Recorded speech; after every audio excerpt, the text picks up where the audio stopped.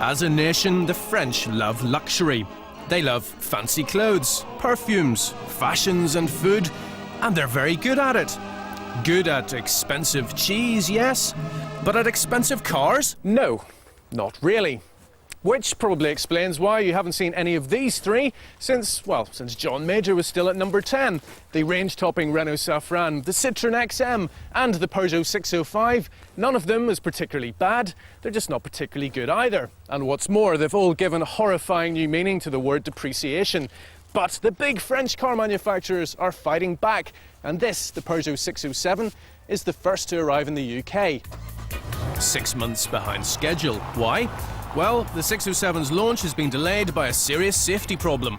Like the Audi TT and the Mercedes-Benz A-Class, early 607s suffered from handling instability woes.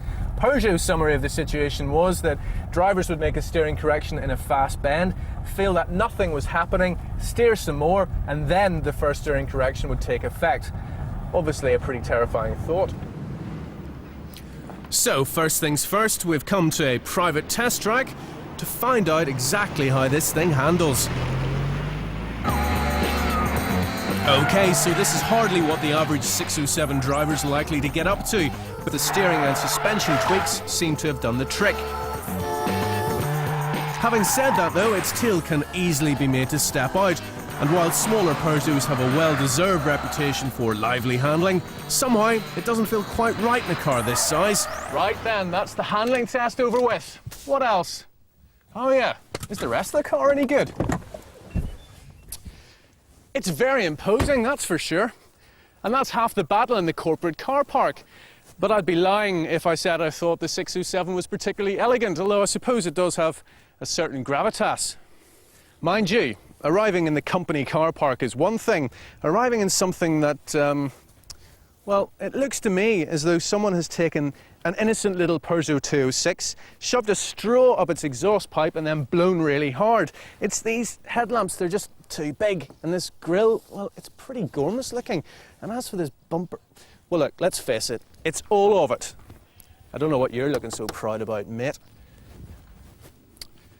Ah, now this is more like it. His little friend round the back here is far better off. Nice detailing, boot that opens itself, it's positively cavernous in there. In fact, from the rear three quarters it just looks cleaner, more coherent and more striking. The panel gaps are nice and tight, the paintwork's lustrous. In fact, overall, well, I think Peugeot's making real progress as far as its build quality is concerned. And once on the move, you'll see an even bigger improvement inside. The 607 looks and feels like a much higher quality item than Peugeot usually manages. Look, lovely leather trim. And a dash that isn't made of elephant hide.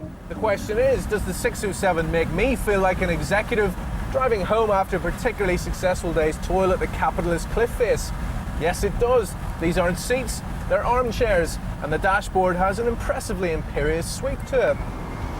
Peugeot's biggest also has fancy multiplex wiring, which means multiple electronic features like satellite navigation and a GSM telephone, which comes as standard.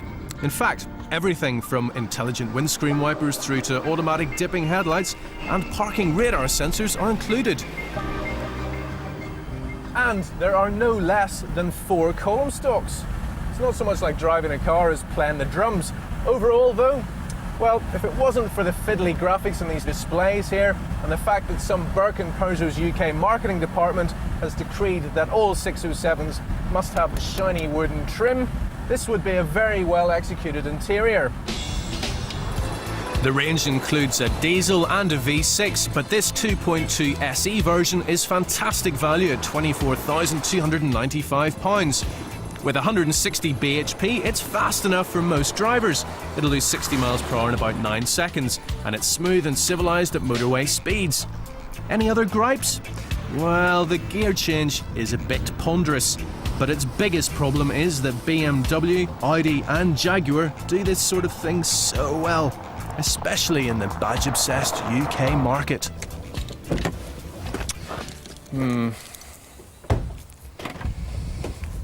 It's a nice car, the 607, an easy sort of car, and an entirely credible alternative to the Vauxhall Omega. It's a Sunday morning on wheels, if that's what you're after. Me?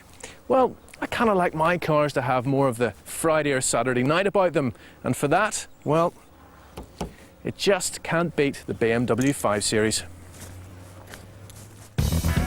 Still to come on